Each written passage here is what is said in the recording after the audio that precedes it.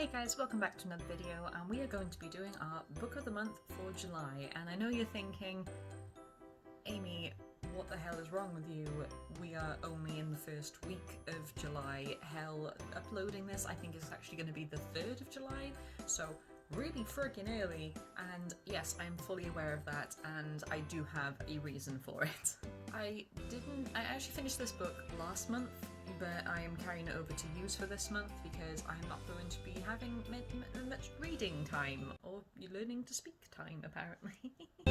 Yeah, Camp NaNoWriMo, so it is going to be all systems go, and the rest of the week is going to, the rest of the month is going to include update vlogs and stuff like that, because I'm not going to be vlogging every single day of Camp NaNoWriMo because I've got the new baby to worry about, and it's just not going to, I'm pretty sure I just spat everywhere. It's just not going to be plausible for me to vlog every day and upload and edit and then upload again and all that jazz. So the rest of the month is going to be small nano updates, and that is why I'm doing book of the month this early on, so that we can still have a book of the month, and there we go. So with that overly complicated and kind of unnecessary description out of the way, let's carry on to July's book of the month. Also, I had my hair cut very short because my baby has reached the hair pulling stage. So our July book of the month is Summoner by Taran Mataru, or Mataru, or Matharu. I should probably get into a habit of looking up how to pronounce these names before starting the video, however, here we are. Summoner was another one that was not on my reading list. If you go back and look at my reading list for 2021, this was not on there. I didn't really know that this was a thing. This is quite a popular series. I did not know this. I've never heard of it before, but it just popped up on my recommended, and I thought it sounded pretty interesting. It's got all the things that I usually get drawn towards. It's got adventure, fantasy, a magic system, a little bit of a darker aspect to it. It's got a war, it's got, you know, the underdog story, a little bit of a found family, I suppose. It's one of those, and there is a series, so I'm excited. But yes, Summoner, the novice, the first one, and I love that it has to come with the demonology inside in case, like, you know, the people who are clutching their pearls in horror just need to stay away. So let's backtrack. It is set in a magic-based world where there are obviously magic, and there's elves, and there's orcs, and there's demons, and that kind of thing, and there is a war that has been going on, and Fletcher is an apprentice of an ironsmith, or a blacksmith rather. What is an ironsmith? He works with iron, he is a blacksmith's apprentice.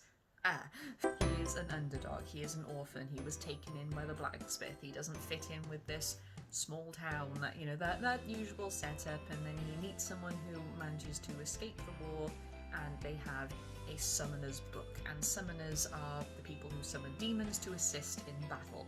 And I love how vast this world is. You get so much information in such a short time, but it's not exposition. Well, it is exposition, but it's not just all thrown at you. It is fed to you through the main character, Fletcher.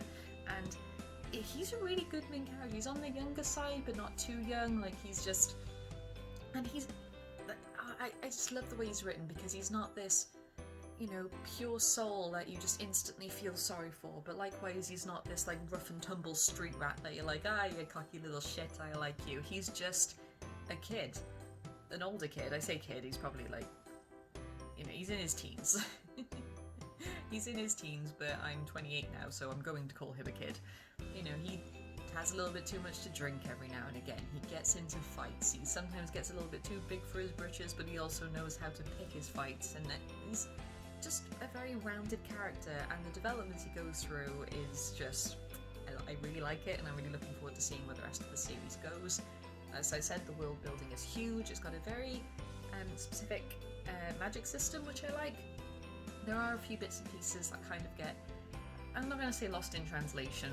It doesn't come across on the page as I'm sure it was intended, so there are times when you're a little bit like, how does this work? I thought it was this, but I guess it's this, okay. The characters are a load of fun. You just find yourself just getting on board with them, even the ones that are sort of like background characters, and when something happens to a few here and there you're just like, oh no. There are a few cliches, I'm not gonna lie, but in a magic-based world where it's an underdog story and, you know, rise to power, it's gonna be. So when Fletcher, this isn't a spoiler, this is the plot, he is this underdog and he does get hold of this book of summoning and he does find out that he does have the ability to summon, and then that just puts him on this entirely different track which he never expected to witness, let alone be part of, and just where it goes from there. And it's a good setup story, but it has a good build up to the villains, it has a good build up to the war, it has a good build up to the magic. The way the demons are handled is very clever. As someone who is currently writing a series based on demons, it's interesting how it has sort of differed. So the way they do demons is very different to the way I do demons, and it's fascinating. It doesn't make me feel like, oh god, they're doing it differently to me. Ooh, it's like, okay, cool, there's very different interpretations going on here, and that's the same for pretty much any book out there. And yeah, I just really like seeing different perspectives, and I liked it. I'm not going to change anything of my story, so I don't want to be copying anything, but I appreciated that it was still demons but something different, and I like that. So we've talked about the story is interesting, it's got a good setup and a good build-up. The war and magic system and world building is very vast. It does go into the expositional dump territory at times, but because you're focusing on Fletcher, it does have a little bit of a naivety, a passiveness that you're just kind of like, okay, I guess it's going to be relevant at some point, but not right now, let's just carry on.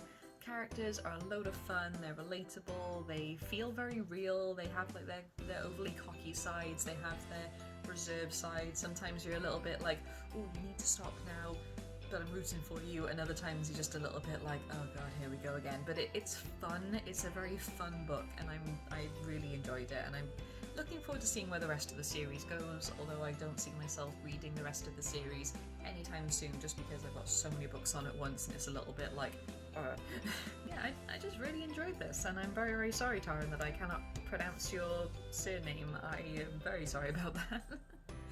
But yeah, Summoner, the Novice, I really enjoyed this, and that is why this is Book of the Month for July. Incredibly damn early in July, but the rest of the month, as I said, is going to be focusing on nano updates, Camp Nano updates. I have my 3,000 word goal.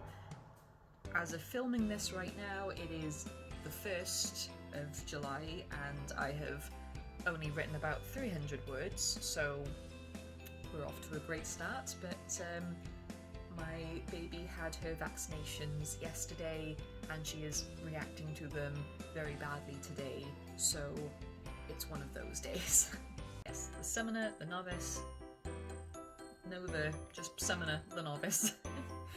Great book, really looking forward to the next lot, and we will see where it goes. So yes, if you've given this series a go, please let me know what you think. If you have any recommendations for me, if you think there's any books out there that I'd like, please let me know. I look forward to hearing it, and I hope you're doing well, I hope you're staying safe, and I will see you all in the next video. Goodbye, my Scribblers.